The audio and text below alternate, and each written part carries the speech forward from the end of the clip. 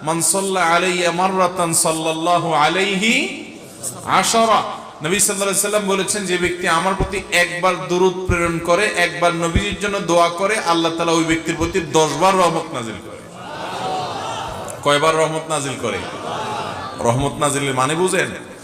10 বার আল্লাহ অনুগ্রহ করেন, দয়া করেন আপনার জীবনে। এমন একটা মুসিবতে, এমন একটা জায়গা যেখানে আল্লাহর দয়া ছাড়া আপনার উপায় নাই, এরকম 10 বার আপনার জীবনে রহমত আল্লাহ তাআলা নাজিল করবেন, অবতীর্ণ করবেন, আপনার জন্য রহমত অনুগ্রহ আল্লাহ তাআলা করবেন।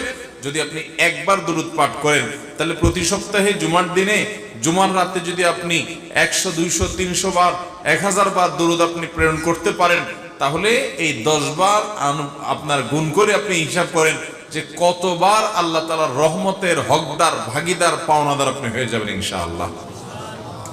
অতএব জুমার দিনে দরুদ বিশেষ করে পড়বো তো ইনশাআল্লাহ। দরুদ পাঠে